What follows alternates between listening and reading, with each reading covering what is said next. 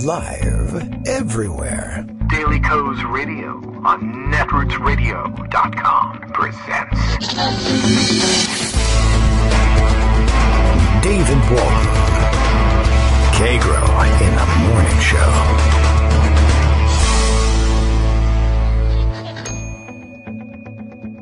Now, here's David Waldman.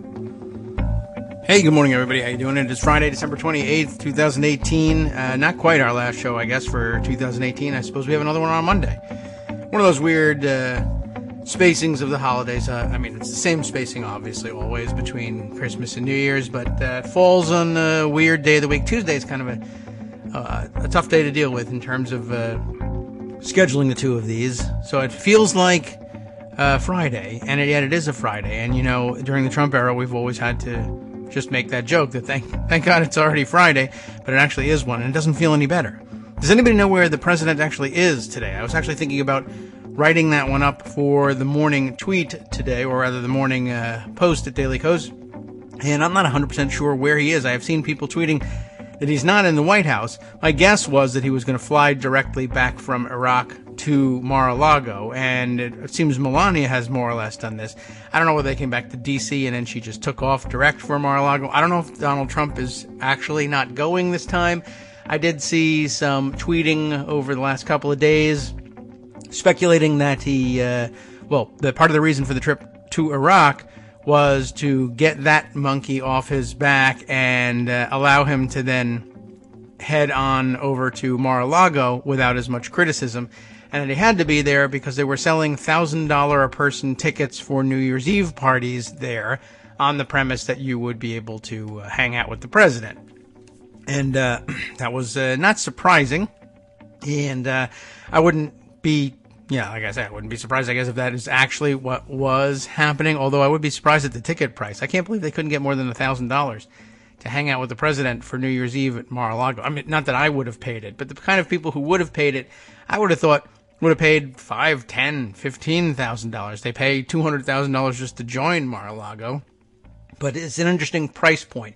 I guess he feels like, or maybe it's only open to Mar-a-Lago members, and he thinks that they don't want to be soaked by him somehow. So $1,000 is because the price has only gone up from about $500 back after the first New Year's Eve after he was elected, and then it went to like $750 and now up to $1,000. I don't know if their crowd there is actually feeling it or not. But anyway, I just found that sort of interesting, and now we don't actually seem to know exactly where he is. There's usually outward signs. If he's in the White House, there's some indication. I haven't seen the press corps tweeting about it, so I guess that's who I really have to wait for. But who do I turn to for reports on where is the president? It's usually something we know without asking, so it's a little odd. Anyway, Daily Kos Radio is live now. That's what this is all about. And Bill has announced it from Portland, so it must be true. Daily Kos Radio is live. We have special treat today. Oh, good. I'm glad to find out what that's going to be. Ruth Bader Ginsburg will spend 2 hours bench pressing Kagro X's refrigerator. Really? During the broadcast. Excellent. I'm glad I cleaned it out. Not because I don't think she could handle a full refrigerator, but because it was a little bit embarrassing about what was in there for so long. So I don't want, Justice Bader Justice Ginsburg to find out that I hold on to these things for too long. So I was guessing that was going to happen. And I cleaned out the refrigerator in anticipation of it. Okay, let's see. Where are we? Plenty to catch up on today. Is there any hot news flashes? I'm getting hot news flashes, everybody. Very upset about that. It's part of aging, I guess.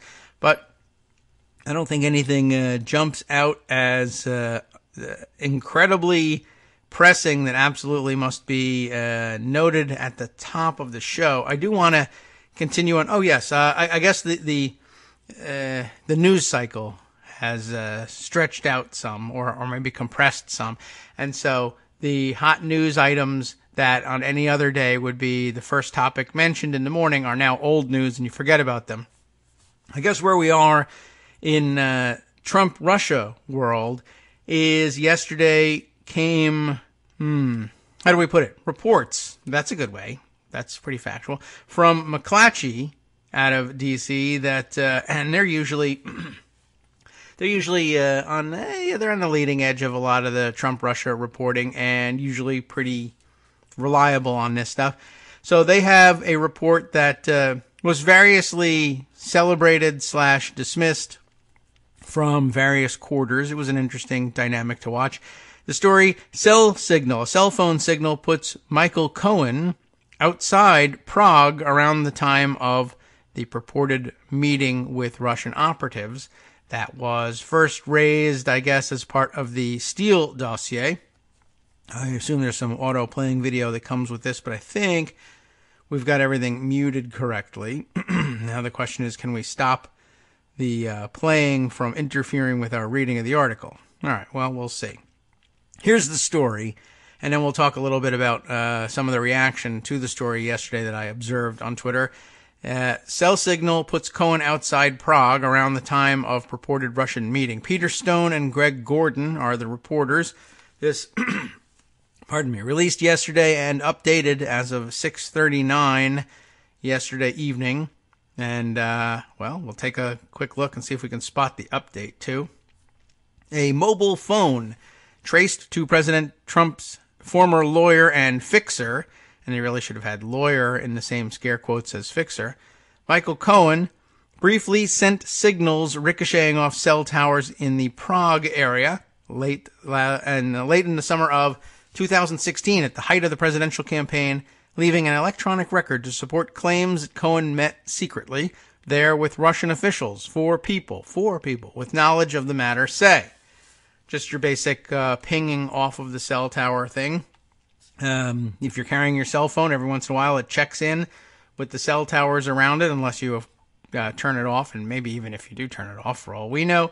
And I would have had mine off if I were in Prague, not because I'm a super spy, an international agent of any kind, but because it's expensive to pay the data fees for pinging off cell towers overseas.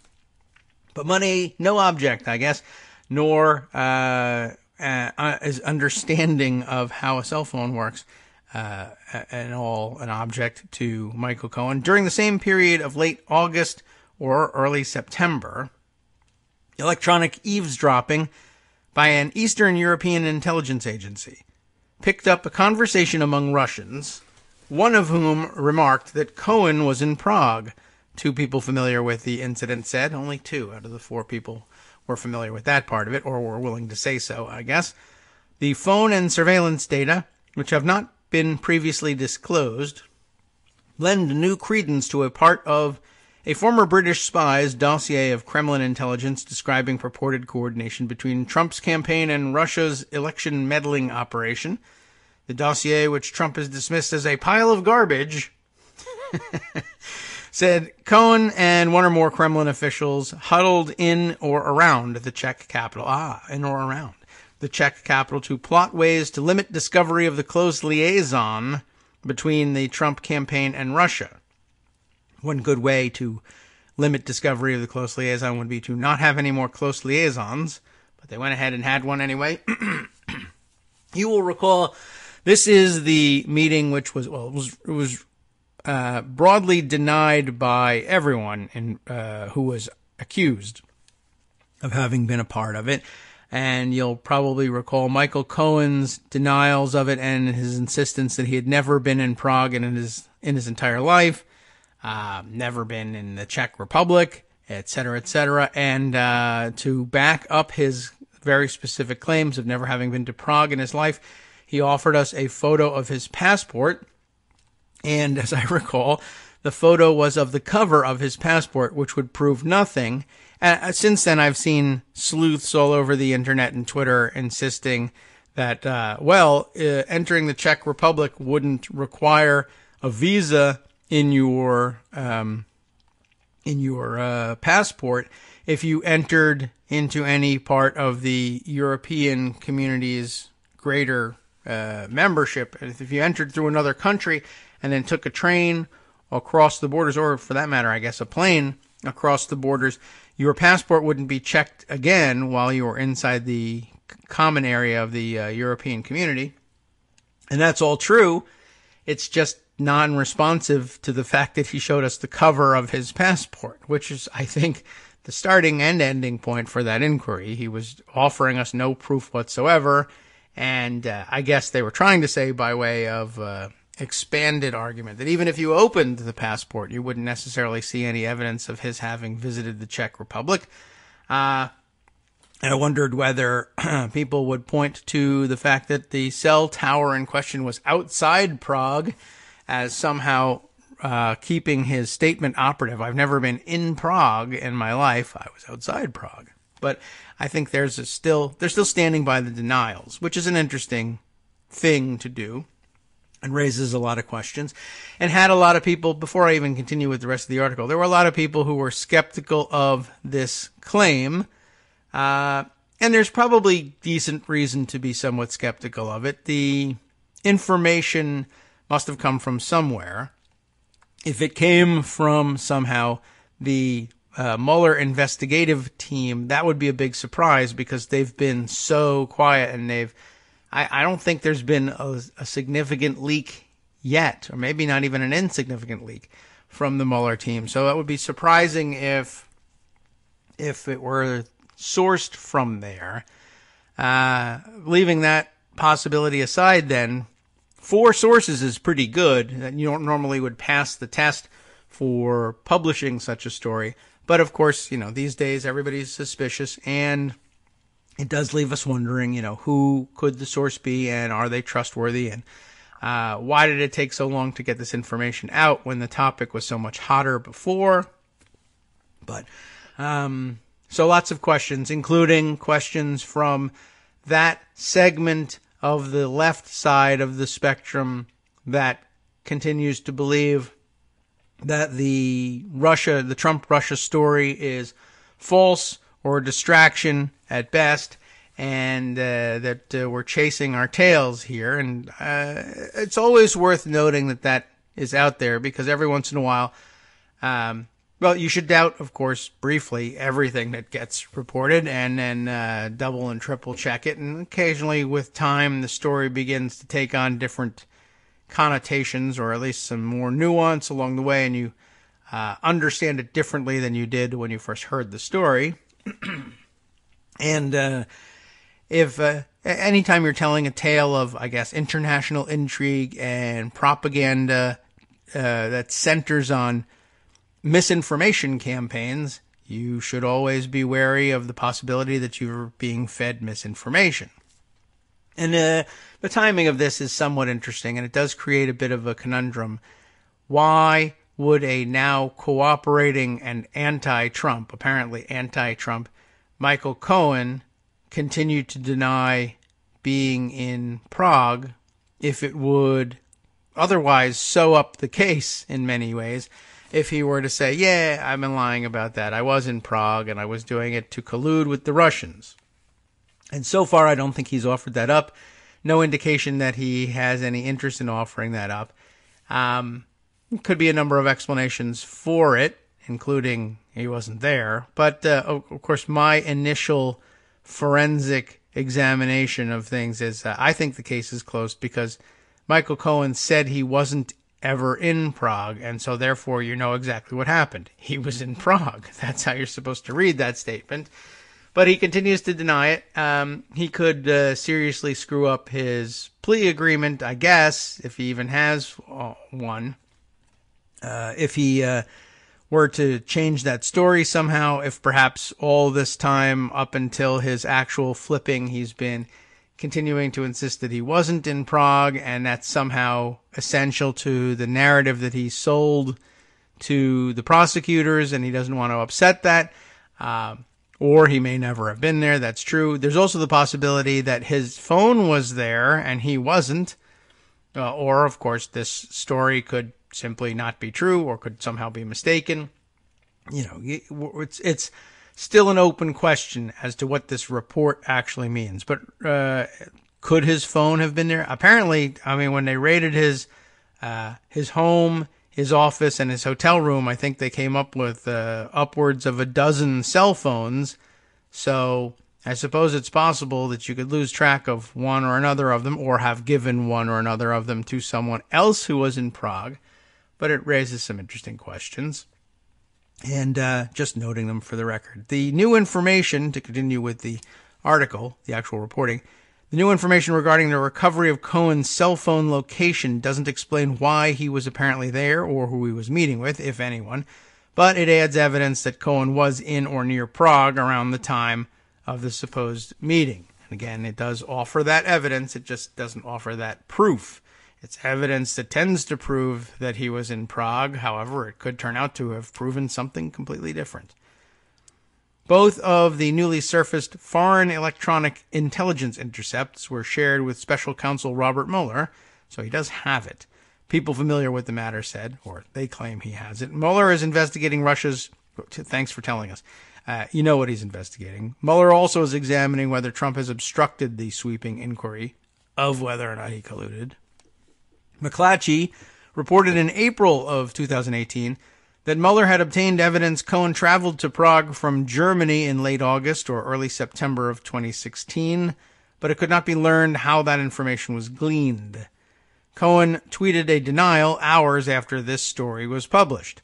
I hear #Prague, #Czech Republic is beautiful in the summertime, Cohen tweeted. I wouldn't know, as I have never been. #Mueller knows everything. It's interesting that he would do that. And I guess that's the update part of the story. Why bother at this point antagonizing Mueller, if that can even be taken as antagonism of Mueller? Mueller might not care whatsoever, but the idea, of tweeting out Mueller knows everything. Well, at this point you're supposed to pretend that he does, so that all of your your sentencing and the time you serve goes smoothly. So it's a little odd that he would do that. And of course, it's a little odd. I don't know whether this is evidence of his just simply not really understanding what hashtags are about, or whether there's any particular meaning to hashtagging the words Prague, Czech, and Mueller. But I don't know. Cohen has been cooperating with Mueller's investigation since he pleaded guilty on August 21st to charges of bank fraud, tax fraud, and campaign finance law violations. So I guess that's something. He's pled guilty to 3 charges related to the work he supposedly did for Donald Trump, yes, but so far nothing with respect to the collusion that's under investigation. And of course, he's so far not been charged with any of that, and that may yet be coming. And perhaps it's best for his case, in his opinion, and he's not really great at this stuff, if he continues to deny this. So, just the fact that he's cooperating with prosecutors in general doesn't mean he's cooperating with Mueller's investigators and prosecutors on the collusion questions, those closely tied to the collusion. He simply has calculated that it's best for him at the moment to cop pleas to the bank fraud, tax fraud, campaign finance law violations, etc. So do keep that in mind. So he later pleaded guilty to 1 count of lying to Congress as well, and was sentenced in early December to 3 years in prison. But apparently, I think we last heard that he was reporting to prison in March at some point. He's got to behave himself between now and then, I think. If the foreign intelligence intercepts are accurate, the big questions now are whether Cohen has acknowledged to investigators that a meeting in Prague occurred, informed them what transpired, and revealed what, if anything, he told Trump about it. 4 people spoke with McClatchy on condition of anonymity due to the sensitivity of information shared by their foreign intelligence connections. Each obtained their information independently from foreign intelligence connections. Peter Carr, a spokesman for Mueller's office, declined to comment about the electronic evidence. Cohen gained a reputation as Trump's fixer during more than a decade working as a lawyer for the billionaire real estate developer.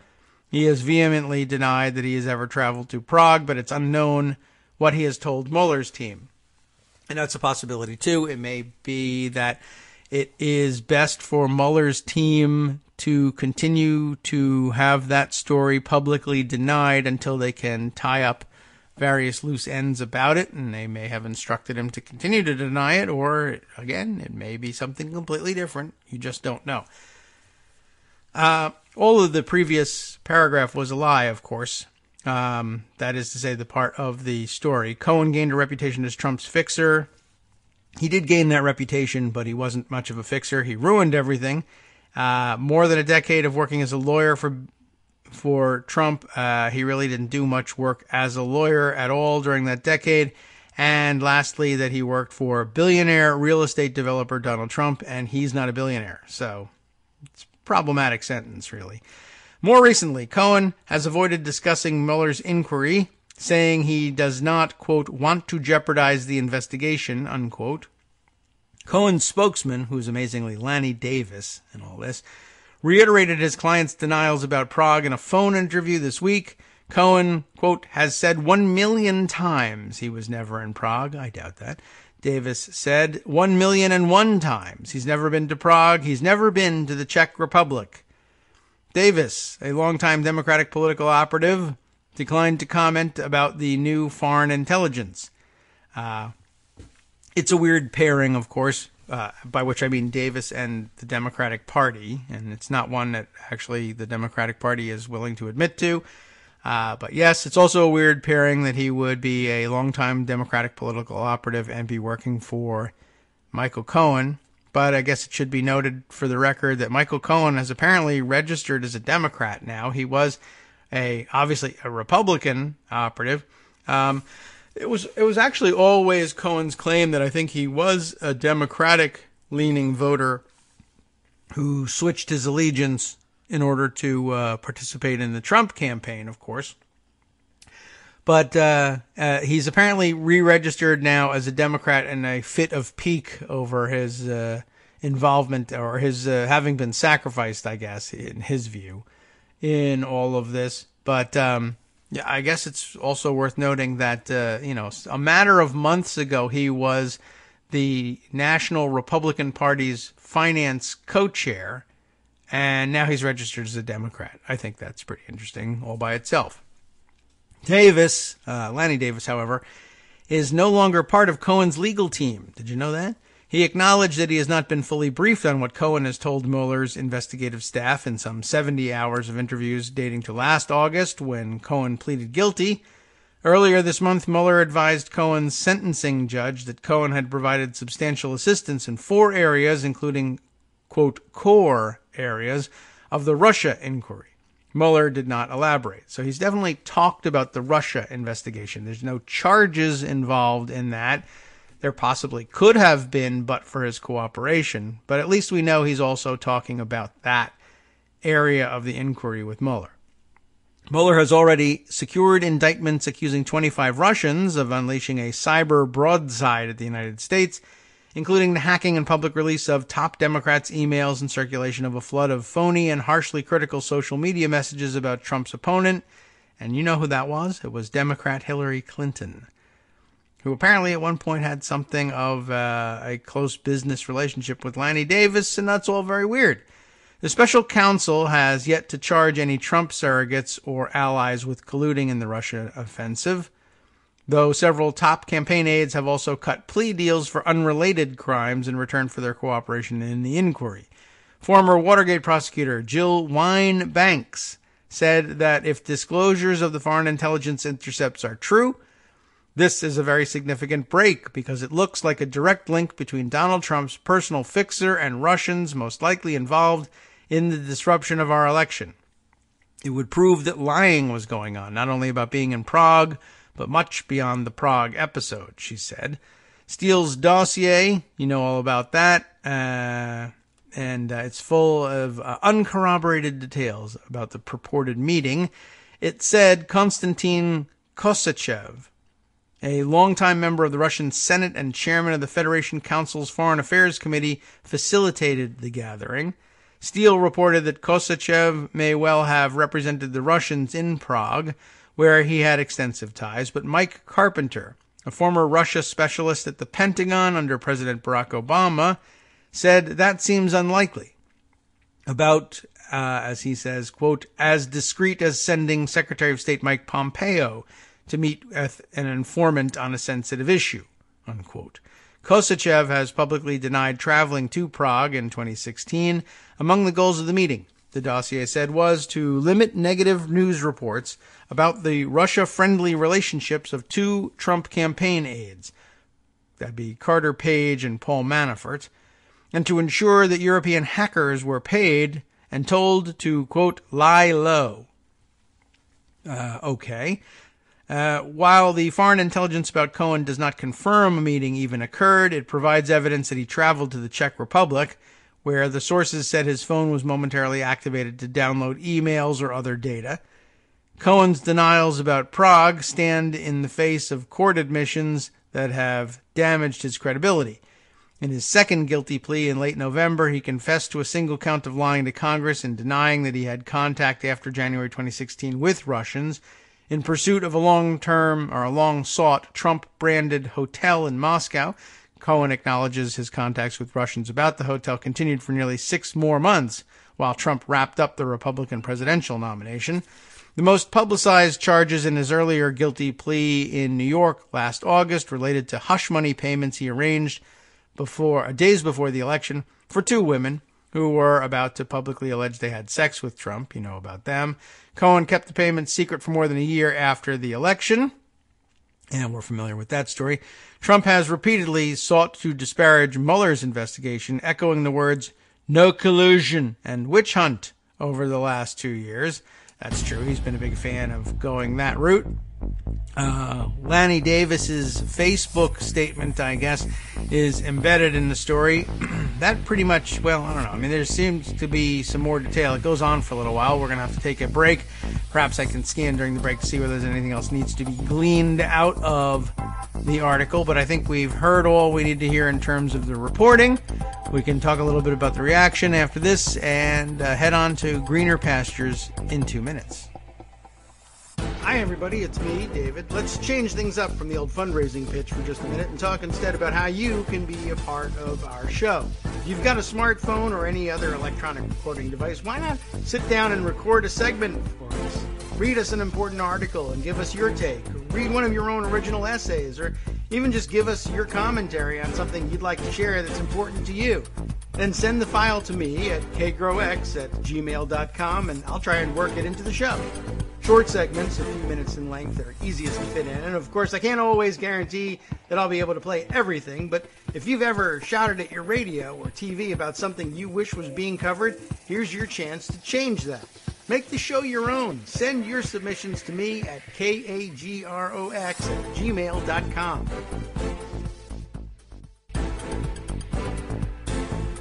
Welcome back now to the Kagro in the Morning Show here on Netroots Radio. We were just reading through the big McClatchy article about Michael Cohen's cell phone pinging cell towers outside Prague. And, I guess there are a couple of details in here that are of some interest. So we'll continue reading through the article. As I mentioned, Lanny Davis's denial statement, which looks to be perhaps like, either a screenshot of something maybe that he put up on Facebook or elsewhere, and then included in a tweet. Basically says, I didn't do it. Various ways of stating and restating the whole thing. Davis said he hopes that after Mueller has completed his investigation, Cohen will be able to tell his story about Donald Trump and what caused him to change his mind about working for Trump and telling the truth about Trump. Then he'll be able to talk about all the reasons why he believes Trump is a dangerous man to be president. It's a little late for that, but sure. Another former Watergate prosecutor, Nick Ackerman, said Davis's denials about a Prague trip can't be taken too seriously because it would be standard for Mueller to tell Cohen and his lawyers not to discuss publicly the details of the investigation. Cohen and Trump gradually became estranged after Trump's election victory, and they severed ties entirely last May as multiple investigations into Cohen's activities heated up. The cell phone evidence, the sources said, was discovered sometime after Cohen apparently made his way to the Czech Republic. Well, duh. The records show that the brief activation from Cohen's phone near Prague sent beacons that left a traceable electronic signature, said the 4 sources. Mueller's investigators, some of whom have met with Steele, likely also pursued Cohen's cell phone records. It would be a common early step in such an investigation for a prosecutor to obtain a court warrant for all U.S. and foreign phone company records of key subjects, even those dating back more than 18 months. Such data might enable investigators to track Cohen's whereabouts whenever the phone was in his possession, even when it was turned off, said several experts, including a former senior Justice Department official who declined to be identified. These officials and intelligence agencies and federal investigators often can examine electronic records to trace the location of a cell phone or any other device sending signals over phone lines or the internet, so long as the data was still stored by phone carriers or cell phone manufacturers that offer location tracking services such as Apple and Google. Jan Newman, the assumed name of a former, or Jan perhaps, Neumann, for that matter, Neumann, the assumed name of a former Russian intelligence officer who defected to the United States years ago, said that Cohen's electronic cell tower trail appears to reflect sloppy tradecraft. Of course, he didn't probably consider himself in that trade at the time. That would be spycraft, of course. You can monitor and control cell phones in Europe, same as you do here in the U.S., Neumann told McClatchy. As long as the battery is physically located in the phone, even when it's turned off, the mobile phone's approximate location can be detected and tracked. Any attempt to use an app to get mail, send texts, connect to a Wi-Fi network, your phone and location will be detected. It would not be very professional to take your phone to a secret meeting, said Neumann, who has consulted for the U.S. intelligence community. I assume if he's trying to, if he's trying to live a quiet undercover life here in the United States, he probably allows for people to say Newman rather than Neumann. Jan Neumann, well, that's not very American sounding, but neither is running around as Jan if you're a man. But we do know a couple of Jans running around, but it's it's a foreign indicator. I find it interesting that that's the assumed name that he decided to go with. Anyway, in this case, he said it would be more logical to leave it turned on and connected to a Wi-Fi network in a hotel in Germany. And it would be, except if you left Germany and went to Prague and took the phone with you, that would be bad news. I guess you're supposed to leave the phone behind in Germany.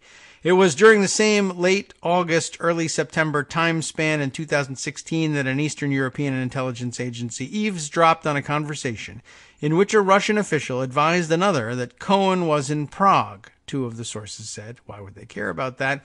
Of course, unless they were interested in colluding with the Trump campaign. The sources could not definitively pin down the date or dates that the intelligence indicated Cohen was in the vicinity of Prague. Cohen has insisted that he was in Southern California with his son from August 23rd through the 29th in 2016, but his public alibis have not been so airtight as to preclude flights to and from Europe during the relevant period. Even if Cohen has told investigators about a furtive meeting in Prague, it could be difficult for Mueller to corroborate his story. Any Russians with whom he met are likely out of the reach of U.S. law enforcement officials because the United States has no extradition treaty with Moscow. Even if Cohen indeed made the journey to the Czech Republic, one lingering mystery is how he entered Europe's visa-free 29 Schengen area without detection. While those countries' open border arrangements would have spared Cohen from having to produce a visa to travel between Germany and Prague, U.S. and European authorities should have a record if he took a trip to Europe. Those records are not public. Congressional committee chairs, including California Representative Adam Schiff, who will lead the House Intelligence Committee beginning in January when Democrats take control, have asked Cohen to return to Capitol Hill to testify further about his knowledge of Trump's ties to Russia, but Davis said Cohen won't appear publicly until Mueller completes his investigation. Interesting. I guess one last look at the last paragraph or so. The sources couldn't definitively pin down the date or dates that the intelligence indicated Cohen was in the vicinity of Prague. If it's a cell phone, if it's the cell phone ping that they're talking about, you should be able to pin it down by date and time, I would think. On the other hand, all it says here is the sources couldn't pin down the date or dates that the intelligence indicated Cohen was in the vicinity of Prague. Either they knew that there was a ping but didn't have the ping information, or they were talking about the intelligence of the eavesdropped conversations, which might not have been time-stamped. I think the the recording probably was. They just might not necessarily be aware of it. You can be aware of the fact that a recording exists without either A, having heard it, or B, having seen the documentation that goes along with it and nails down the date and time. So I know that was an objection raised yesterday as well. All right, well, it's all very interesting, and I'm glad it's out there, and I wonder how much damage it would do. I think the biggest damage, the biggest portion of the damage would be how much time so many people involved with the case spent denying that he was there, and then for it to then just simply turn out that it was all garbage and it was a lie from the start would be pretty damaging. This was one of the earliest lies, if it is a lie, one of the earliest alibis, one of the earliest stories told to try and dismiss the whole idea of a Trump-Russia connection. And if it started with a lie, that could prove pretty damaging in the end. Also, some mention of the visas again. One lingering mystery is how he entered Europe's visa-free area without detection. Did he? It goes on to say, no, there might very well have been detection. Those records aren't public and we don't know what was in them. And again, there's just sort of this intimation that, okay, well, he doesn't have a visa from Prague in his passport, but no one that I know has seen the inside of the damn passport. If all of this ends up turning out either that A, there's a visa from Prague right in the middle of the thing, or a visa from any other European country inside the thing, and people have been wasting ink talking about how, it's a mystery how he doesn't have a visa from anywhere in Europe.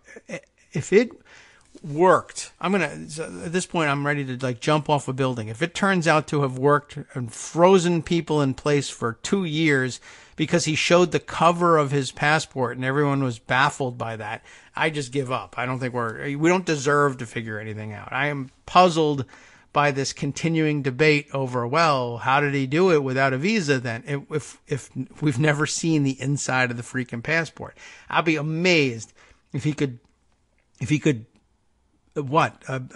baffle so many people for so long by showing a picture of the cover of his passport. I'll never figure out why that was why it could possibly be convincing to anyone, why it would even throw anybody off the scent for a second. I'm really disturbed by that possibility. I hope that there's something out there that explains other people's bafflement with this better than that. All right, let's see. The Warlock says here, looks like Cohen will take Trump down within 2 weeks. Is that like a Trump joke where he says everything is going to be done in 2 weeks? Very soon, 2 weeks. Or is that your assessment of how this stuff will go? It's hard to tell. Let's see. I guess one other sort of weird story that I can cover relatively quickly. Kate Sherrill sent us this one. Just in case, I guess, this is how I would take it. In case you thought you might not have to, or in case you thought that it was all right to regard Russia Today, RT, as a legitimate news outlet, we can allay those fears. You will not have to do that. This is interesting. She passed along the tweet of one Rick Cole, R-I-C, Rick Cole. Who is he? He's the director of i3Gen. I don't know what that is, but I'm sure it's something really awesome. He says he is a social media advocate. I don't even know what that is. It's a hashtag, though. Comms and engagement, info ops, and counter violent extremism consultant. He's also an Ewok and a camo geek, it says. I don't know what you would take away from this.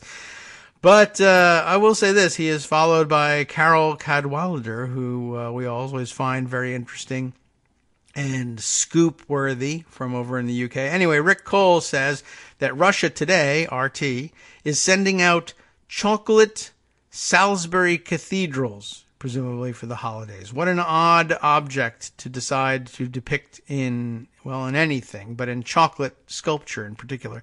The Russian state mounted a botched chemical weapons attack in the UK, as you know, and is reported in this tweet, which killed Dawn Sturgis and made 4 others extremely ill. Tell us again that Russia Today is a legit news media outlet. You'll recall, of course, that the Russian operatives arrested in the UK in connection with those poisonings said that they were in the area simply to, as tourists, to have a nice look at the Salisbury Cathedral, which lots of, Russian street toughs are traveling to the UK to view. Of course, sending out Salisbury Cathedrals rendered in chocolate. I don't know. That seems pretty telling. I don't think a legitimate news outlet trolls that way. But hey, what do I know?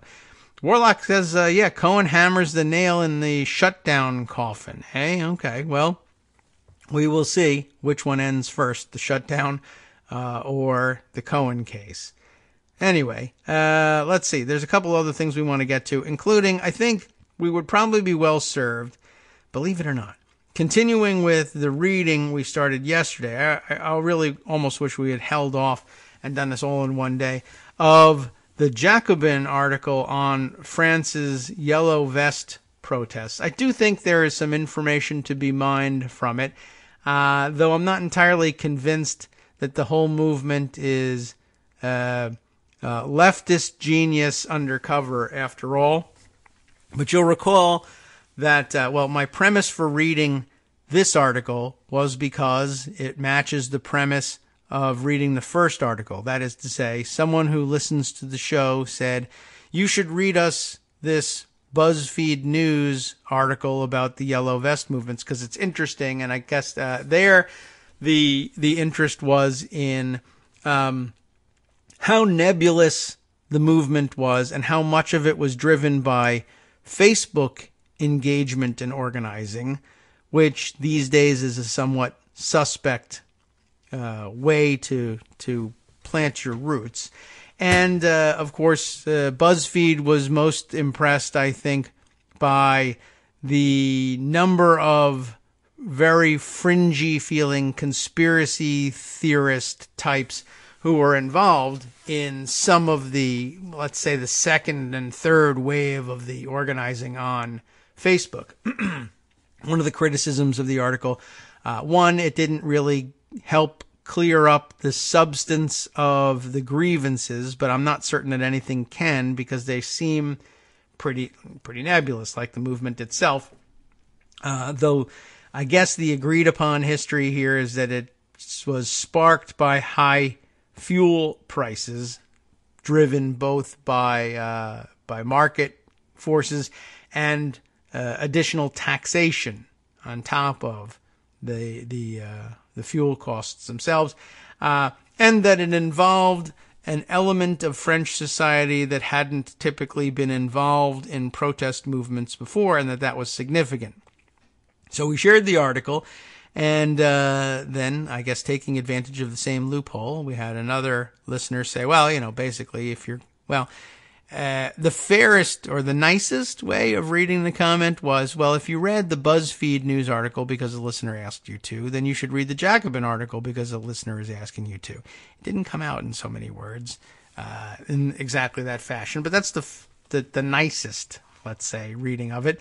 And Jacobin, that's pretty lefty, and they were trying to make the case, they were saying outright, we're with the rebels, trying to make the case that there was, in fact, although this had not been an organized protest of the left, that there was a case for leftist support and an important case for getting involved in these protests. And I'd like to follow up on that. Now, we read part of it, and just to remind you basically of where we were. We learned about, one, that there was a series of protests on successive weekends in November, that they're all wearing the yellow vests. Those are the visibility vests, which all motorists have to carry by law. I guess that's something you toss in the trunk along with road flares and jumper cables. I don't know if you're required to have the rest of those things. But I wondered about that too. Like, why would you? That seems so alien to Americans. Like, the government, the nanny state is going to step in and say, you've got to wear this thing because, well, I mean, I think we all know the idea here is, I suppose if you get in some difficulty on the side of the road, you should be wearing the visibility vest so nobody accidentally mows you down on the side of the road. It would be a very good idea. People die in, I think, significant numbers in the United States every year as a result of similar accidents, but you know how we are about requiring people to do things even for their own good in this country. So, okay, they decided to adopt that as their symbol. That made them highly visible. I mean, that was the point of the vests to begin with.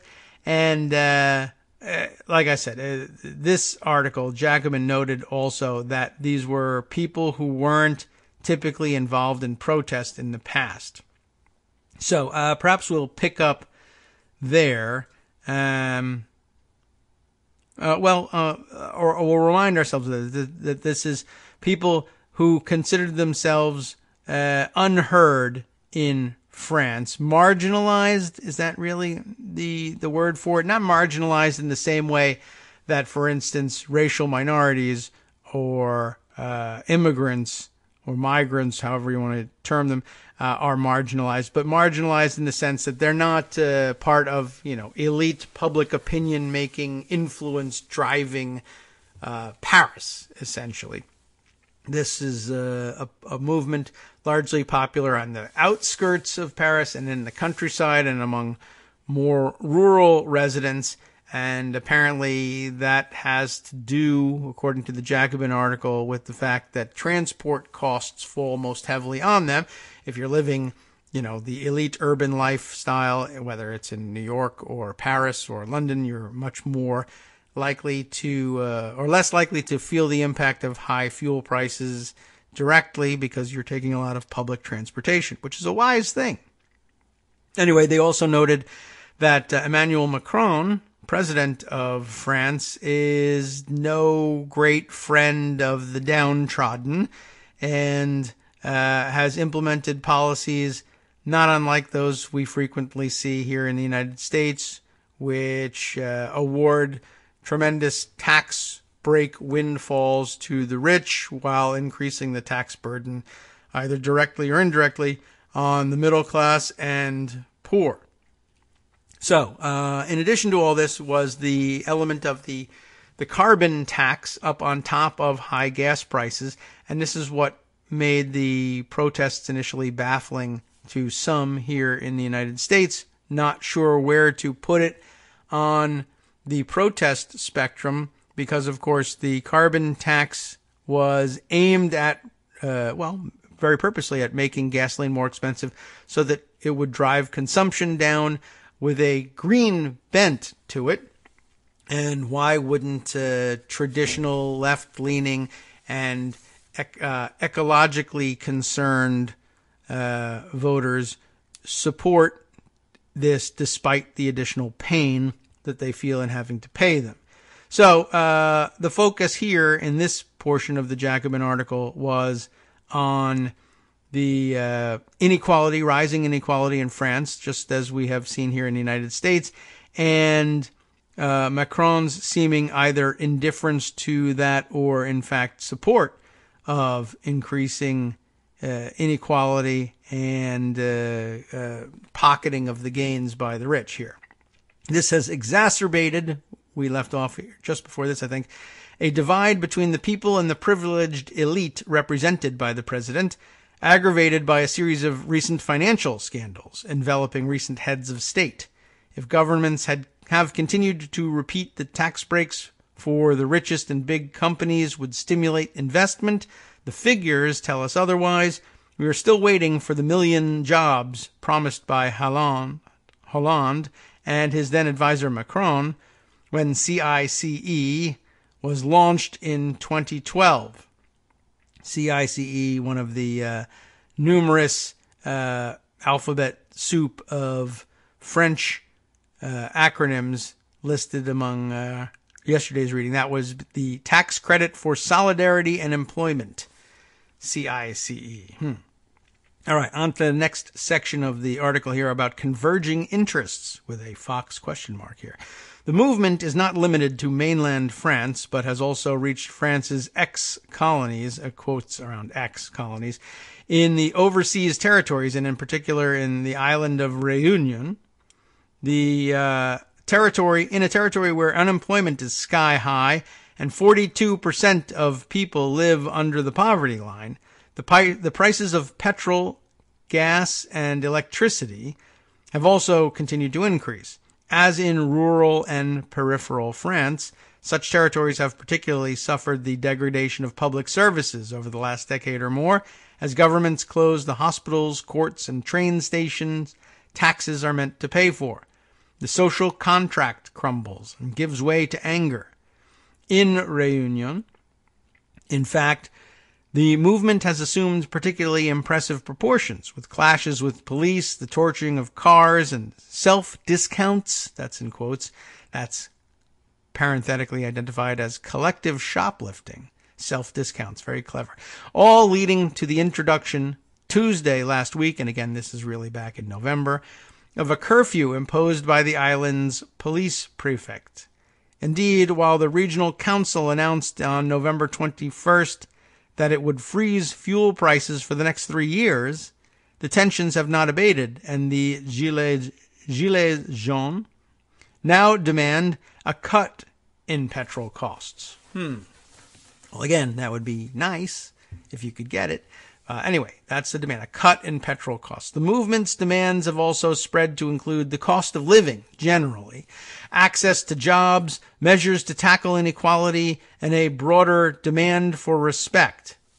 And there we get a little bit more nebulous. And again, this is ambitious in Jacobin to try and give a broader sense of what the protests are about, but it's very difficult to, is this what the protesters are actually saying, or is this what Jacobin wants them to be saying, or wishes they were saying, or are some saying it and they want to amplify it above and beyond what others are saying? I think it's a difference in focus, and it's a valid point to say you could take either one of these focuses. Foci? I don't know. Anyway, but BuzzFeed, I'm sure, found a representative number of people who preferred that the additional message be anti-immigrant or about fringe conspiracy theories, whereas others wished that the movement would be seen as a larger question about inequality. I would prefer that that be the case, but I'm not certain that Jacobin saying that it is so makes it so. But by the same token, we offer this up because we can't be sure that BuzzFeed saying that it's about broader conspiracy theories is true just because they say it is either. That's really the point here. On November 26th, the Gilets jaunes across France named 8 national communicators on Facebook responsible for dialogue with the government. That's putting something concrete to it. While some in the movement question how representative they are, these spokespersons have requested a meeting with the government to carry forth the movement's demands. The main proposals formulated thus far are a general decrease in taxation and the creation of a citizen assembly to discuss the ecological transition, respect for citizens' voices, the increase in purchasing power, and renewed value being attributed to labor. The assembly would also discuss such diverse measures as a ban on glyphosate. I'm not certain how you would pronounce that. GLY phosphate. Glyphosate. That's, in addition, the marketing of biofuels, the abolition of the Senate, and they mean their own, not ours, but that's a good idea too. The organization of frequent local and national level referenda, the increase in subsidies for the creation of jobs and not precarious ones, respect for gender parity and equal treatment, an increase in the minimum wage, and the cutting of employers' social contributions. The cutting of employers' social contributions, that's what it says. And again, the question is that's a collection of things that it would be fair to say a lot of the American left would support, then I don't know whether that's generally what's felt among the protest movement or what would be best to project to American leftists in order to gain their support. Yesterday, and again, it wasn't actually yesterday, but rather November, the Gilets Jaunes issued a press release including about 40 people's directives sent also to MPs. These included measures such as the complete resolution of homelessness. Well, that's a nice one. A more strongly progressive tax system. That's good and something you can probably even achieve. A universal social security system. MPs to be, I guess, on the average salary. Forbidding outsourcing and posted work. Creating more open-ended contracts. Abolition of the CICE. Investment in sustainable transport. The end of austerity policies. The introduction of a maximum salary, capping salaries, I guess, nationally at 15,000 euros a month, rent controls, and an immediate end to the closing of rail lines, post offices, schools, and nurseries, and so on. Okay, I mean, it's a nice list, although some of those items either don't make a great deal of sense to American audiences, or I don't know how widely supported they are. But again, there's some question about, how broadly felt is support for those demands, and is that really what they handed over? They said, all right, well, we'll end all homelessness, get rid of the Senate, invest in some sustainable transport, cap everybody's salaries. I mean, that's a bit of a grab bag, but I don't know. I mean, it's not out of keeping with French protest movement history, I suppose. We'll read on after this.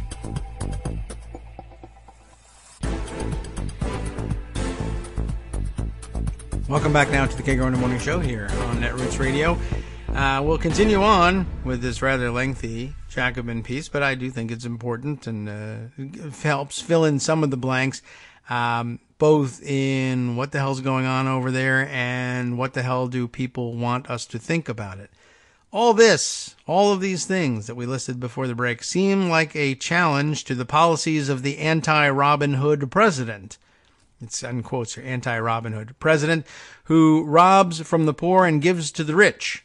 Countless placards call for Macron's resignation. That's unsurprising. And indeed, this movement follows after many others which began even before November 17th, from the fight against university reform and public sector cuts to the battle against the repression conducted in the name of, quote, fighting terrorism, unquote. Yet it remains to be seen whether the much sought after, and again, quote, convergence of the struggles, unquote, will finally come true. Okay.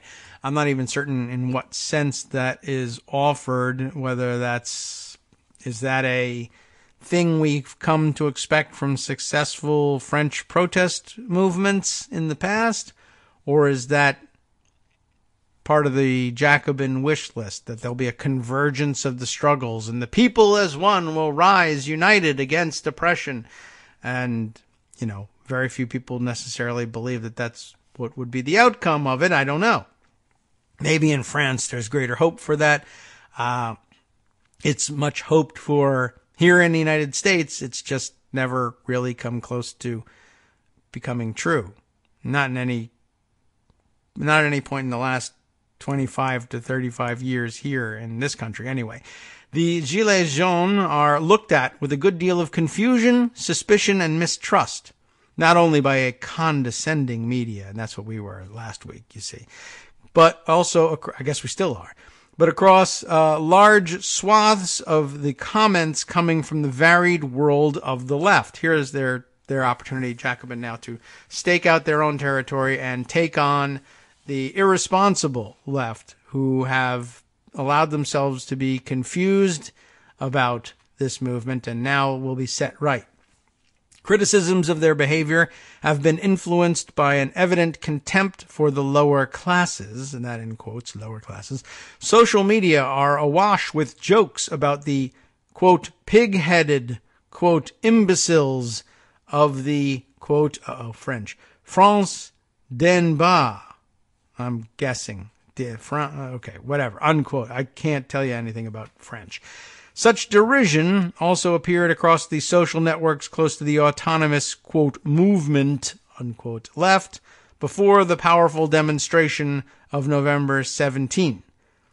Here, I think Jacobin falls into the danger of putting too many things in cute quotes. I am constantly aware of that, although I do it all the time. I'm very worried about overdoing it and making it look like either I don't know or can't decide what I'm actually talking about in any of this. Everything is double entendre. Some doubts are legitimate, I am relieved to report to you. Ecologists and the defenders of nature have been, to say the least, disconcerted by the hubbub around a movement that basically asks to be able to burn more fuel at a lower price, and that seemed initially uninterested in the government's at least explicit intention to use this, quote, again, carbon tax, unquote, to fund the ecological transition. And yes, I think that's generous of them to finally recognize that, the people are like, I don't understand. You want lower fuel prices so you can burn more of it. I'd like to pay less, but I mean, isn't the whole point of this thing to say urgent action is actually necessary? It would be great if you could somehow make the burden of it fall harder on the upper classes than the lower. And I suppose it could be, a legitimate matter for protest. Why doesn't anybody ever put that work in? I think you could design such a program, but you never do. That's certainly a good question. Anyway, we'll continue on here. This is one of the main reasons why the unions and leftist forces initially did not support the movement. Faced with the extent of the mobilization, however, many have reconsidered their positioning. And I don't know why that is, but let's see if Jacobin does. Indeed, all the forces of the opposition, from left to right, with the exception of the Greens, and that's important, have discreetly expressed their support for the movement, while also being careful not to be accused of opportunistically recuperating, and that's in quotes too, recuperating it for their own political ends. I've never really heard the word recuperating used in that sense here, but I think co-opting is the way we would ordinarily put it here in this country. And this paragraph does an awful lot of work. So one of the main reasons why the unions and the leftist forces initially didn't support the movement was perhaps the ecological bent here. But faced with the extent of the mobilization, many have reconsidered their positioning. Indeed, all of the forces of the opposition from left to right, except for Greens, have discreetly expressed their support for the movement while also being careful not to be accused of opportunistically co-opting it for their own political ends. I don't know. I mean, I'm sure that's the care they're trying to take, but that's what is going on. They have seen the size of the movement, and they have decided to try and co-opt it and make it their own while being as careful as they can not to give any overt signals that would confirm that that's what they're doing, because that would be seen as disingenuous. But it is what they are doing. And like I said, this paragraph does an awful lot of work. This is the transition from, okay, there is this movement. It is very large. The left hasn't been involved, but now they are signaling that they support it, but not because they're trying to co-opt it, though they are trying to co-opt it. And so now that we've established that they're not trying to co-opt it, let's go ahead and discuss the benefits of co-opting it. But remember, we're not co-opting it. I mean, I don't really know why they think that transition does that work for everybody. But it's worked for someone, I guess. Doesn't seem convincing to me. I think you should just say, yeah, we're trying to co-opt it. That's not necessarily, we're not there to co-opt it for the sake of co-opting it, but we're there for saying, a mass movement has started, and they spend some time in this article, I have read a little bit ahead, explaining that it's not necessarily that they want to make the wave their own so much as they want to make sure that if a movement is starting and there are others out there also trying to co-opt it, say from the right, we don't want them to succeed in doing so because they could use it to squash us. And that's an interesting tactic. Perhaps it deserved a little bit more attention. Let's see how much they give it in this. Jean-Luc Mélenchon, writer and MP Francois Ruffin, and I don't know how he says Ruffin, Ruffin, and other figures from, France Insoumise, as well as many of its grassroots militants, took part in the mobilizations alongside the Gilets jaunes. Did they wear vests or were they just nearby? I don't know. On Tuesday, November 20th, the moderate trade union FO Transports voiced its backing. Even Philippe Martinez, the general secretary of the main French trade union, the initially skeptical CGT, has finally expressed his cautious support and called for a joint demonstration on December 1st. I don't know how that went. Support has also begun to arrive from the left of the movements.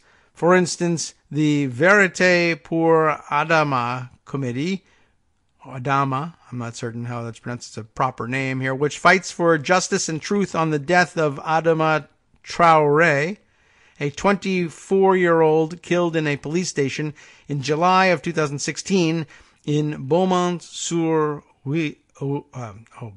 Oise, I'm guessing. O-I-S-E. Everybody who's lives in the Paris area or has ever traveled there knows exactly how to say it. I don't. That's a poor district in the Parisian suburbs, by the way, Beaumont-sur-Oise. So this movement, Vérité pour Adama, has announced that it will join the Gilets jaunes in the streets next Saturday. That has happened, I guess, since then as well. Most of the big names of the activist and intellectual French left, such as Assa Traoré, Frédéric Lourdon, and Edouard Louis, have now called to take to the streets in support of the movement. Despite these late expressions of support, tut-tut, many on the left continue to doubt this mobilization.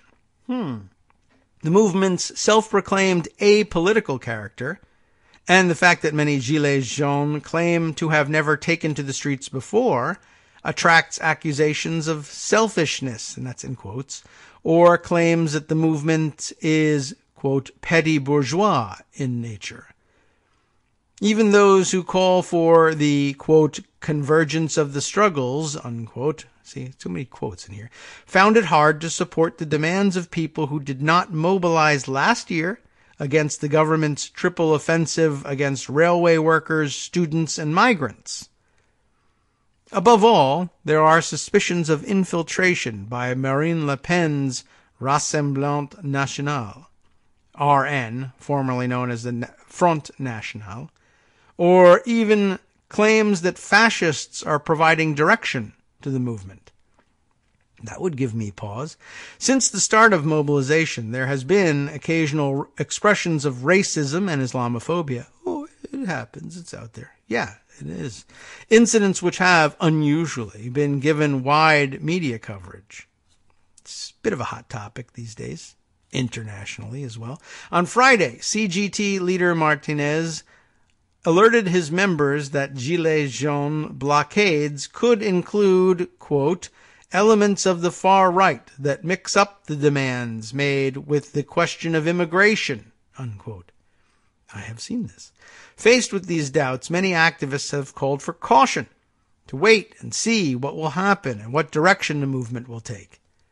It is undoubtedly true that the roadblockers include all sorts, above all the, quote, apolitical, unquote, but also the fascists of the RN, supporters of the hard conservative right behind Laurent Wauquiez, W-A-U-Q-U-I-E-Z,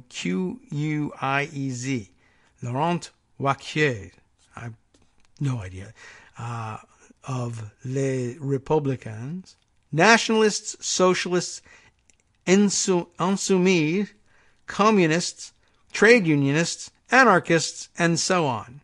So it's a bit of a mixed bag there. But precisely for this reason, the wait-and-see attitude, quote, let's see how it turns out, unquote, risks delivering the movement to reactionary tendencies. And I get that point. That's all very interesting. But I guess I still find myself unconvinced of the natural support that the left ought to be giving this supposedly apolitical movement outside of, well, we don't want the right to politicize this movement. We should. And I would prefer that we did rather than allow the right to do it. It's true. But it's essentially an admission outright that, there may not be a leftist mission in this thing. But what do I know? I don't speak for the left anyway. But it's so far unconvincing. And so this is the part that troubles me too. Don't wait and see, because wait and see is petty bourgeois and co-option. Instead, jump in there and co-opt it so that you aren't later accused of co-option at some later date once you have seen how it has come out and tried to change. It's very confusing exactly why they want to be involved in it, other than they don't want it co-opted by the right. But that doesn't mean that it has anything in common with the left. It could once you co-opt it, but then again, we're not co-opting it, so because co-option is a bad thing, and we don't like that, and we feel guilty about it. Okay. You could say so. Even the moralistic criticisms that accuse the Gilets jaunes of materialism and selfishness can be called into question. So, if you think that, for instance, these protests of high gas prices are in fact about high gas prices, and that these people would like to see the gas prices cut so that they could keep more money in their pockets, well, hell, you can question that. I guess you can. I mean, sure, why not? We'll give you time to do that. Was not the increase in the price of bread the main factor pushing the women of Paris to mount their furious march on Versailles in October of 1789? That's quite a callback. I mean, it's natural for Jacobin to make that callback. It's just like, wow. The history of social struggles is peppered with movements arising from an exasperation that owed to the material conditions of the popular classes. Movements that can give rise to greater awareness, bring out wider demands, and which can converge with other struggles. Or not. Those are perhaps the two most important words of the entire article. Or not. I gotta say, I mean, it's a great essay. It's wonderful if if the test question is relate the Gilets jaunes movement to the greater, broader history of protest movement France. Okay, that's fine. Answering the question of, is this thing part of that continuum? I'm not certain that's the correct answer. Answering the question of, is this thing something that America's political left ought not to dismiss, but ought to join in? It gives me pause. Here is something to chew on. It is not an open and shut case. The Gilets jaunes situation are complex and multiform, but they express a real discomfort. For the political left to participate in the movement poses many difficulties, but it can at least try to intercept this discomfort, co-opt it, to give it useful slogans, and to prevent it from being recuperated by the far right. This will help the Gilets jaunes develop into a movement concerning not only tax, but also important ecological and redistributive demands. So in other words, if you can co-opt the movement and make it your own, it will mirror your own interests. And that's true, and that's great realpolitik, I guess. I don't know if the movement is susceptible to it. And I suppose if you see a mirror image effort on the right, you probably owe it to yourself to make sure it doesn't take root. But it's not, at heart, a political match made in heaven. Let's say that. Movements and media are next. It is also true that for now the enormous visibility that media have given the Gilets jaunes has eclipsed other important movements also taking place in France at the moment. The most striking example is the events organized on Saturday the 24th, as they put it, Saturday 24, for the International Day Against Violence Against Women. It's a lot of againsts. 2. For months, collectives and feminist associations have been set up to organize a tide, quote, tide, more quotes, against sexist and sexual violence. 1 year from #MeToo, which had real resonance in France, Nous Toutes sought to create a unitary and mass movement in a country where the feminist movement has been marked by tensions and sharp divisions. This was indeed a success. On Saturday, more than 50,000 people took to the streets throughout France, including 30,000 in Paris. This was much less than Rome, where organizers claimed 200,000 participants, but a big increase on the 2,000 that turned out in France last year. And the numbers who took to the streets against sexism were in any case much greater than the 8,000 Gilets jaunes that marched on the Champs-Élysées and then dominated headlines in subsequent days. Well, I have seen such a phenomenon here in the United States in the form of the Tea Party. Hundreds of thousands of people in the streets over Iraq War protests, dismissed, nothing, no coverage. 10 people on the street corner, honk if you don't like taxes. Endless coverage by the media. And they gave them their own State of the Union responses, for crying out loud. There are many other examples of mass struggles that have taken place in recent weeks in France without getting the same media coverage as the Gilets jaunes. Teachers demonstrated on November 12th to defend schools from job cuts. From the Dordogne to Rouen, postal workers took strike action against the dismantling of the public postal service. On November 20, nurses mobilized for hospital funding. Although today we are seeing less a convergence of struggles than a multiplication of different ones, there are signs that this situation could evolve into a real converging of the peripheral France, the France of the cities and the banlieues, and the rest of the French activist left. We will see in the next weeks whether peripheral France can unite with the great urban centers of France, students and unionized workers. For now, the government seems determined to hold firm.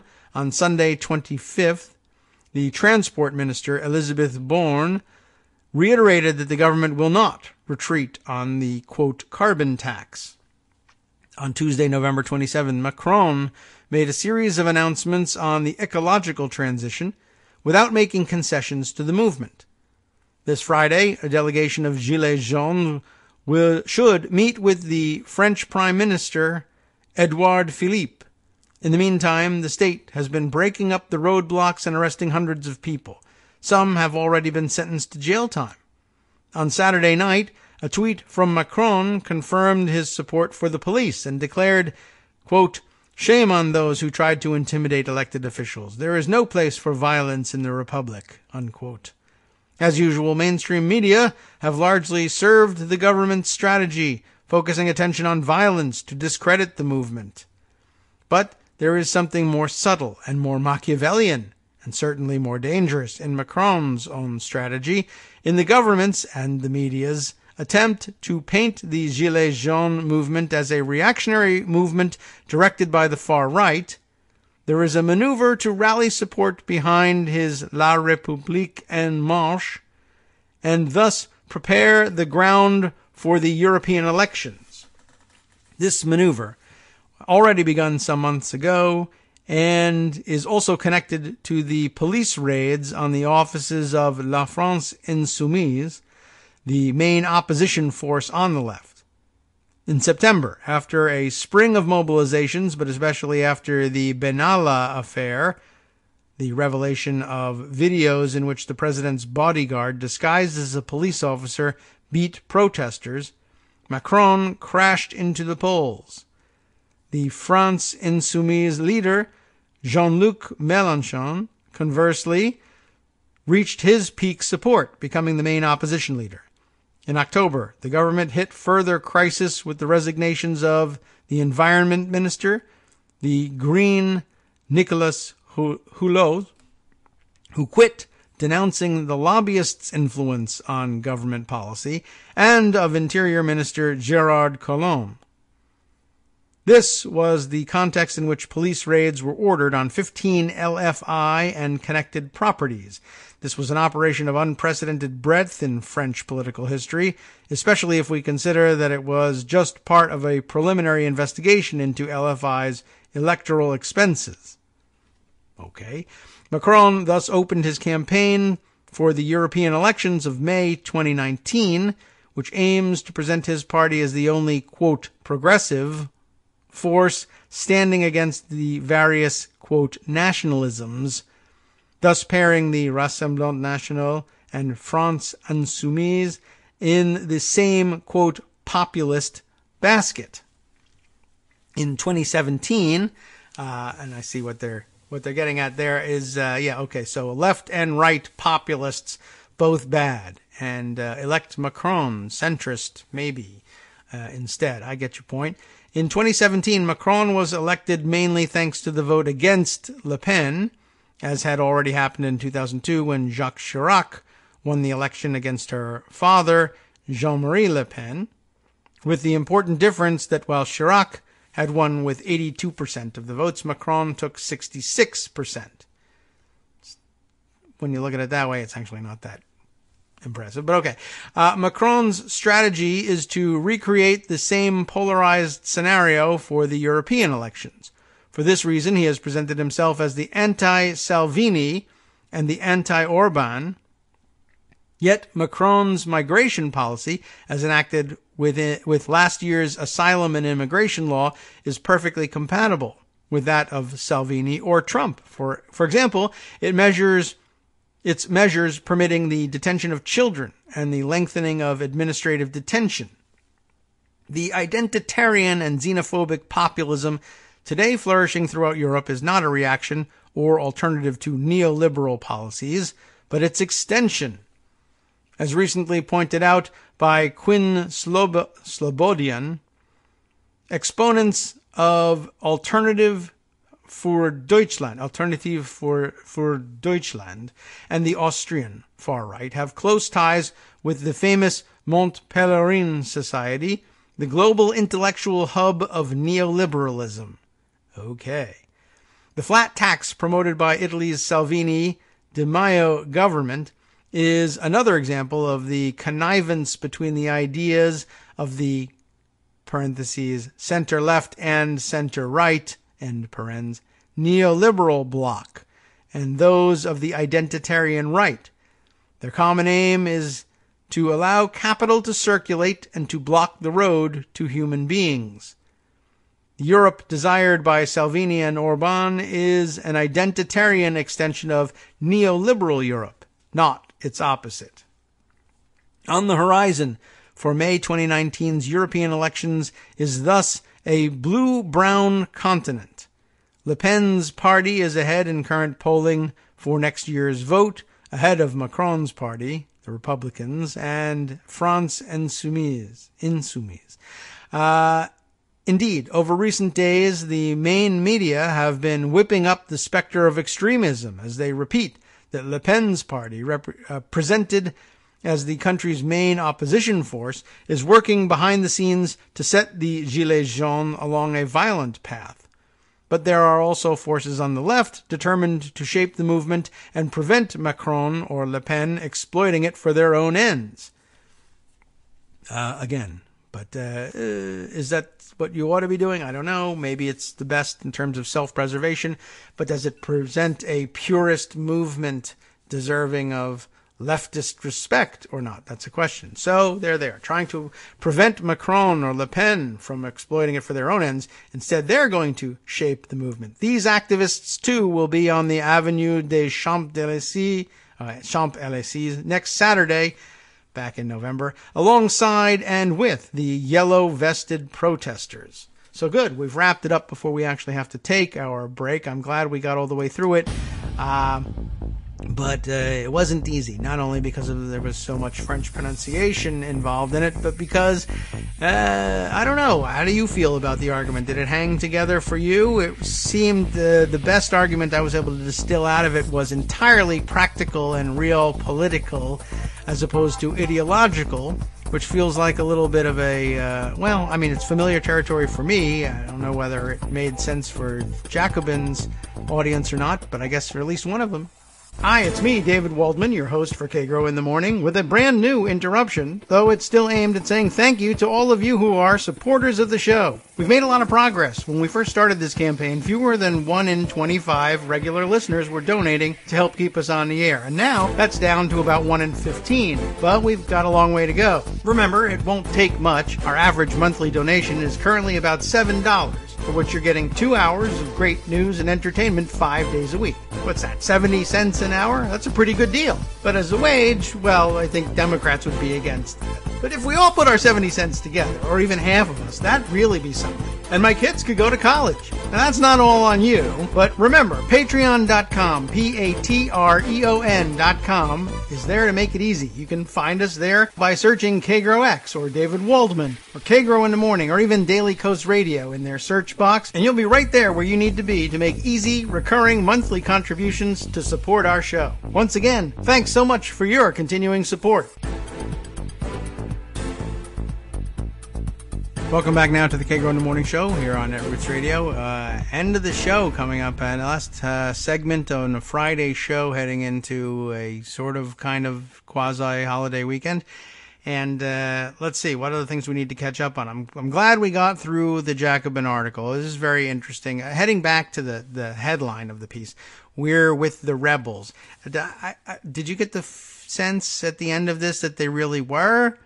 Or was it really like, we're going to stand near the rebels in the hopes that the rebels will be with us, or that we can convince them that their purpose ought to be the one that we think it best for them to take? And I agree, it would be much better if they took that direction than the one that would likely be imposed upon them by the Le Pen faction or any other right-wing faction, or for that matter, probably even the centrist factions. Yeah, I mean, like, I don't know what to make of this. It's clearly of interest that if the movement is to become co-opted, it had better be co-opted from the left than from the right. But it seems like an artificial construct to me, this idea that, we're so close ideologically in that they have expressed no interest whatsoever in our ideological spectrum. However, we could impose that on them while winking at the rest of the world and saying, we're not imposing. But if we're caught red-handed imposing, we can say, well, it's better than letting the other guys impose. And it is. But I have a hard time feeling appropriately upbraided about this. Not that I think that the BuzzFeed article necessarily gave a fair representation of what was going on there. I just think, it might be impossible to give a fair representation of what's going on. Even Jacobin says, well, this is kind of what's going on, but we wish it was something else. 1, because we like this thing, and 2, because we don't want it to be that other thing. But this isn't happening of its own right. This isn't an explanation of what's in the minds of the protesters. It's an explanation of what they wish was there and what they think they might be susceptible to. But BuzzFeed, I think, gave us an important look at, well, if they don't have a coherent ideology, how is it that so many of them are in the streets? And why is it? And gave as much, or for me, it works better, as a warning about what could happen from the right with this movement, i.e. it could be co-opted by Facebook conspiracy nuts. Jacobin gives me the same warning, but I guess offers one better, in a sense, in saying, well, also there's this opportunity to co-opt it from the left, but we don't like co-option because that's cultural appropriation style of, we protest this sort of thing. The protesters have a right to self-determination, and they do.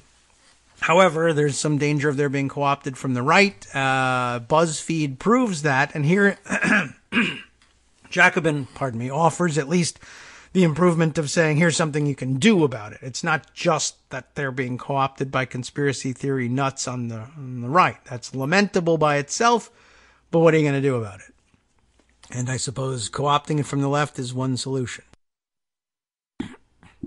Okay. Let's see about getting a cough button in this production, although it's awfully difficult to do if there's nothing else going on by way of conversation. A cough button on a one-man show is not really all that helpful. There's a little bit of dead air in there, I guess. All right. Where to spend the last segment is a huge question. There's a lot going on. Not all of it's super important, but stuff that you'll hear. So maybe we'll do a little bit of lightning round, touching on a couple of very interesting stories. We could eat up the rest of the time with the latest from the New York Times, from Max Fisher. Inside Facebook's secret rule book for global political speech. Very interesting. And apparently he says in a tweet about the piece that he spent months reporting on an aspect, he says, of Facebook that's far more significant than most realize: moderation.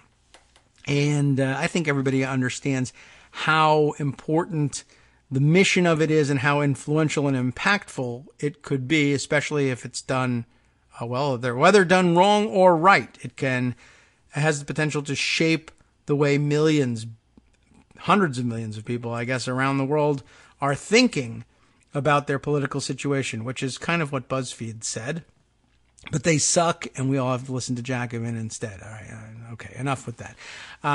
But that seems to be a rather lengthy piece, but deserving of time over the weekend, perhaps, even if we never get to it. I might have to digest that off the air and speak to it again next week. More immediate, but less concrete somehow for most of us, in the now rapid departure of Jim Mattis from the Defense Secretary post. Who takes over? Who will be acting Secretary of Defense, running the show over at the Pentagon? And we have our answer: Patrick Shanahan, who is, God only knows what he's all about. However, he's a Trump appointee and therefore dangerous and worrisome. Well, if you don't know what he's about, John Nichols does, and you can usually rely on him to give you an interesting perspective on this thing. He's got a piece called The Trouble with Patrick Shanahan. One trouble with Patrick Shanahan is if you take a look at Patrick Shanahan, you'll be shocked to learn that he is 31 years old, which it doesn't look to be the case. He looks considerably older, believe it or not. Well, let's see. I would like to read you some of this, but I can't because I have read 3 of 6 free articles. And, after that, there are 3 coming to you from The Nation, where John Nichols publishes. However, you're not allowed to see them unless you sign up or subscribe now. I can't find anything to click to get rid of this thing here. So, we'll just ditch the whole thing, read it in pocket, just briefly. Basically, it sounds like the deal is Patrick Shanahan has no actual military experience. However, he is a not long time. He's not a long time anything. He's 31 years old. He's a defense contractor employee, or rather, I should say, I guess, executive. And he'll be fantastic for spending lots of Pentagon money on the programs and productions of his former employers. Not that much different from former administrations in that sense. But Secretary of Defense usually requires a higher profile person to step in and take over the entire department. And he's a bit of an unknown. I guess not to John Nichols, though. He describes the various troubles with Patrick Shanahan, something that you ought to be aware of and take a look at over the weekend. You'll probably be hearing his name called, probably in connection with lots of scandal and upset in the coming days. Just wanted to make you aware of that. Let's see, other items of interest for discussion. Perhaps we'll just throw this one out quickly. The Hill happens to be what I grabbed on this one because they have a fantastic social media program, but it's actually a Wall Street Journal story. Acting AG, or I would say the fake purported acting Attorney General Matthew Whitaker, has falsely claimed on his resume and on government documents that he was named an academic All-American while he played football at the University of Iowa. Apparently not actually true, didn't actually make the cut. I guess he was under consideration for it, didn't make it, but oops, made the mistake of including that in his resume and on official paperwork as well. Gee whiz, these things do happen. How much time do you spend on it? About that much, and then you move on. Lots of people discussing also the New Yorker piece, very heavily trending, and something we knew already. So this is an opportunity to pat ourselves on the back for having read a different source, not for having reported anything. We don't do that here, but having read a different source earlier. How Mark Burnett resurrected Donald Trump as an icon of American success. A very popular piece now in circulation by Patrick Radden Keefe, published in the New Yorker, and a broader piece than the one I'm thinking of when we remember we read that trade publication for video editors that described the process of actually hacking out an episode of The Apprentice, particularly the first couple episodes, but how they very often had to reverse engineer footage that they had when Trump would go in and at the end of the show make a decision in the fake boardroom about who was going to get fired from the show, the reality show element of the whole thing. And it would make no sense to those who had observed the actual goings on, that somebody who performed more than admirably would sometimes be the one fired based on nothing. Well, Trump would say his gut instinct, whereas bumblers and idiots would be allowed to get on to the next round of the show. And it was so obvious to those who had been a part of the filming of the episode that they knew they had to send the editors back to the drawing board and say, I need you to comb through the footage we have, find the best stuff you have on the idiots and the worst stuff you have on the people who were good but actually got fired, and let's reconstruct an episode that appears to have some semblance of coherence here to continue to build on the myth that Donald Trump is someone who knows what they're doing, because that's the franchise of the show is built on that. And if we undermine that, our cash cow dies. Well, Patrick Radden Keefe's piece is rather broader than that, but the heart of it, the portion of it that has, I think, helped make his piece catch on is centered around that same issue, that same question of, is Donald Trump genuine or for real? I mean, to his fans, that's the reason they love him. To his detractors, it's the biggest hypocrisy of them all, and why they think that his supporters are such fools, essentially. So anyway, lots of people talking about that one. Definitely spend some time with it. It's a little lengthier than we could share on the air, and a little lengthier than I think someone who knows what the heart of the story is already could tolerate. But if you have the weekend coming up, I recommend taking a look at it. Let's see.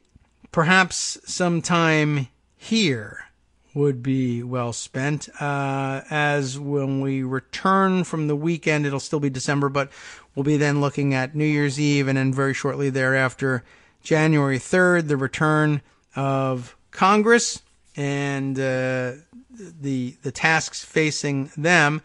Just to catch up with things here, I wanted to grab this piece from Think Progress from a couple of days ago, just to sort of track the results of the effort of new members of Congress behind the Green New Deal. We really haven't discussed it very much, and there's a lot of frustration building around it, and I think rightfully so, although, again, I think a discussion of process, procedure, history, I guess, to some extent, although that's not really of as much value to the newer members, because, of course, history is usually taken out and used as a bludgeon to tell people why this new thing can't happen, and that is happening here. But Think Progress wrote up the calls for the Green New Deal Select Committee. And remember, they weren't asking for a select committee. They wanted an honest-to-God regular committee. The differences between a regular committee and a select committee are not that clear anyway. But let me get through the headline at least here. Calls for Green New Deal Select Committee get cold shoulder from Democratic leadership. Originally, the call was... and it kind of came out of nowhere for people like me who are not particularly clued into climate issues. And I know it's ridiculous not to be clued into climate issues in this day and age. It's the last one unifying issue that we absolutely have to do something about, or else nothing else matters.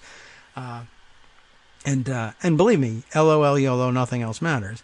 One of several competing, though, demands about which we say this. Mine has always been, well, if you can't trust in the fact that you're going to have election integrity and live by the rule of law, then LOL, YOLO, nothing matters. And that includes, of course, climate action. If climate action can be blocked, undone, undermined, mocked, ridiculed, whatever, by simply saying LOL, YOLO, nothing matters, there is no such thing as global warming, no climate change, it's a Chinese hoax, etc. And by the way, Mark Harris is the representative from North Carolina's 9th District, no matter what you have to say about it. Well, then, yeah, nothing, LOL, YOLO, nothing matters. But, okay, you get the idea. There's always been competing factions of whose issue is the only one that matters. This is one of the contenders. But anyway, so they came into the new Congress immediately following the elections with a coalition demanding that there be a new committee created that would deal solely with the very pressing issue of climate change. And I don't think that's a bad idea in the least. It would create jurisdictional fights, and did, and you saw the turf fights erupt over it. For instance, there are several, actually, other committees that would claim at least partial jurisdiction over the matter. And people who are good environmentalists and who have been concerned with the effects and combating the effects of global climate change for decades have intentionally placed themselves on those committees in order to address those issues. But it is true that the committees aren't solely dedicated to addressing climate change, and it would be a good idea to have that, considering the gravity of the situation. What came out of nowhere from me, because I'm unaware, was the labeling Green New Deal. That was new on me. I had missed that. But again, that's my thing. I don't do enough to keep up with what's happening there. So they caught me by surprise, but they've probably been working on it for quite some time and are curious as to how I could have missed it. Anyway, good idea, I think, to have a dedicated committee. Then the fight began over whether or not it was going to be a select committee or a regular standing committee. The differences in terms of getting things done, very often the select committees meet less frequently and are endowed with less investigative power. They probably would lack the ability to subpoena witnesses or materials without the approval of the rest of the House. But, in a situation where you control the majority, that's not always a great, huge issue. Anyway, they fought at first over the nature of the committee. They have fought over the name of the committee. They have fought over the membership of the committee. And here, I think the story turns into, you can't always get what you want kind of story. There absolutely should be a committee focused on this thing. I agree with that. The ability to dictate both the leadership and the entirety of the membership, as well as the entirety of the jurisdiction of the committee, might just be out of reach of the new members. This is where they begin to realize, as between the new membership in the House and the existing Democratic membership in the House, we are outnumbered. We may not win in every situation. On the other hand, they would be right to point out that putting the wrong person in charge of the new committee can effectively undermine the entire purpose of the committee, and that's not to be ignored. That's something that you absolutely should bring up and protest. So let me get into this here. Mark Hand has this piece. Calls for Green New Deal Select Committee get cold shoulder from Democratic leadership. Panel focused on broad-based climate and jobs legislation now seems like a long shot. And that's not an add-on. The jobs legislation idea is what makes it a Green New Deal, as I understand it. Not only focusing on climate change, which is a huge issue, perhaps the only issue, but also pointing out that it's not an attack on the economic order, as the right would have you think, but perhaps, I think thought of rightly, the source of a lot of new economic growth and jobs. There's jobs in this sector, converting us from fossil fuels to sustainability. All right. With just over 1 week left before the new Congress convenes on January 3rd, this is a December 24th article, by the way, incoming House Speaker Nancy Pelosi has yet to offer her support for the creation of a House Select Committee on a Green New Deal. Supporters of a Select Committee were caught off guard when news came out last Thursday that Democratic leaders had picked Representative Kathy Castor of Florida to lead a House panel on climate change, but not a committee formed specifically to craft Green New Deal legislation. The climate change panel would be similar to the one formed in 2007 that was headed by then Representative Ed Markey of Massachusetts, now a U.S. Senator. So right away, we have a battle over exactly what we're getting here. First, a few weeks ago, we thought that it was evident that Nancy Pelosi was supportive of creating this new committee, although here they say select committee. My recollection is the fight initially was, no, we don't want it to be a select committee. We want it to be a regular standing committee. Oh, well, you're not going to get that. Okay, well, so we'll take the select committee. But it should be a select committee on the Green New Deal. Well, it's not going to be that. It's going to be about climate change in general, but not necessarily the Green New Deal approach to climate change, because I don't know why exactly. Why, but my guess is that it has to do with turf fights with too many other committees with jurisdiction here. Not only would you be stepping on the toes of the Energy and Commerce Committee, which I think is probably too broad a designation for the committee anyway, although I see why they're closely tied. They're closely tied for the same reason that people who want a Green New Deal committee think there ought to be such a committee. Jobs and energy are inextricably tied in many ways, and they're tying them here purposefully, but under the banner of Green New Deal, as opposed to the old style way of energy and commerce. Who else might have a claim, though, over similar legislation? The labor committees, and we have it in the Senate. It's the Health, Education, Labor, and Pensions, HELP. It's Education and Labor, or at least was when back in the day when I was there, on the House side. So the Education and Labor Committee will want something to say about the jobs aspect of a Green New Deal. Energy and Commerce will want something to say about both the energy and commercial sides of the Green New Deal. You're going to step on a lot of toes by saying we're going to put together a new committee that has or wants exclusive jurisdiction over these things. You're not going to win. You're not going to get exclusive jurisdiction. There's going to have to be some power sharing here. Then, of course, the question of whether or not the committee should be in one formulation, exclusively focused on climate change and perhaps also the jobs aspect of doing our best to enact the program to combat climate change to the extent that we can, or whether this is a committee that's dedicated to absolutely nothing except the production of one legislative package, for which purpose a select committee might, in fact, be an appropriate designation. But that's what I'm getting out of the second paragraph here. A committee formed specifically to craft Green New Deal legislation. What does it mean? Is the Education and Labor Committee fairly described as a committee formed specifically to craft education and labor legislation? It is. Is that what they mean by a committee formed specifically to craft Green New Deal legislation? That is less clear.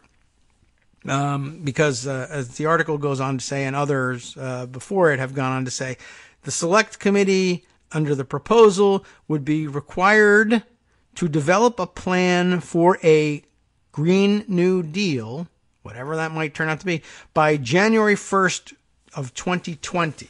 So it's a very specific and focused goal. It's true. The only question is, what do they think it means? And how do they think they're going to do it? And I guess one question is, are there other means of doing it? So I mentioned that Kathy Castor appears to be the choice of Democratic leaders to lead this thing. Castor has a strong environmental record, according to this piece, but is not one of the 43 House members who pledged to back a select committee to draft a Green New Deal, according to the most recent count of the Sunrise Movement, a youth-led group that has emerged as a key backer of the idea. And is that important? I don't know. You would think.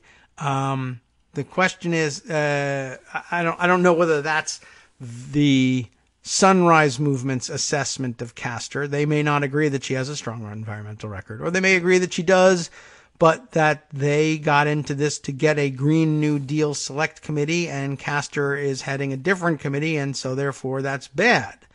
I'm not sure. The fact that they need to, or the proposal is to develop a plan for a Green New Deal, and I guess they have some clear idea of what that would be, by January 1st, 2020 makes this feel more like this is a procedural issue rather than a committee jurisdiction issue, which is also procedural in a sense, but makes me think, but for the fact that you'll never get cooperation from the Senate, it feels like maybe ought to be, the focus ought to be the production of, maybe the Green New Deal needs to be a subcommittee of the Budget Committee instead, in order to perhaps say, craft reconciliation instructions specific to facilitating a Green New Deal proposal, because it's got that date on it, January 1st, 2020. If it's that short term, maybe it's something that you ought to seek to implement through reconciliation, not necessarily because it would be protected from the filibuster in the Senate. It wouldn't be, because the Senate would never include those instructions, but rather as a way of guiding the hands of all the various committees that will claim jurisdiction over parts of what will undoubtedly be part of a Green New Deal. It might be that the smarter thing to do is to direct it from inside the Budget Committee as reconciliation type instructions versus a separate committee floating out there somewhere. And I don't know whether they've given any thought to that or not, because that's another thing. I don't know who's directing the Sunrise Movement with respect to its procedural considerations. Maybe no one, or maybe someone smarter than me and you and all of us combined. I don't have a clear idea of that. And also nobody really clearly covering exactly where they're coming from on all this. All I have is stories about tensions between, what it boils down to is tensions between Ocasio-Cortez and either everybody else or Nancy Pelosi. And I remind you, here are some pictures of the people from the Sunrise Movement, and they're all young, and they have matching T-shirts, and so therefore something. And again, I would say blame falls on me for that one, for not keeping up with the issues and the people actually involved. But it's beginning to look like people may be talking at cross purposes here, and I'm not certain that not getting what you want in terms of asking for a select committee to craft a piece of legislation, or perhaps several, on the thing that we will call the Green New Deal is as much of a defeat as it has to be, or as much of a defeat as it's being taken to be. And you might perhaps be able to do better procedurally elsewhere. I don't know. Perhaps that's something you can spend your weekend on. Perhaps something I can spend my weekend on. Much more to come when we return on Monday, of course. And if you can't wait that long, much more to come on the West Coast Cookbook and Speakeasy with Justice Putnam coming up next right here on Netroots Radio. What has he got on tap for you? Let's take a look. Starting off in the Bistro Cafe, voters. You remember them? They have overwhelmingly opposed Trump from 2016 onward, but the majority of media outlets are just now catching up with the news. As Greg would say, welcome, better late than never. On the rest of the menu, the U.S. government is using the art of the deal to advise federal workers on how to avoid creditors amid the shutdown.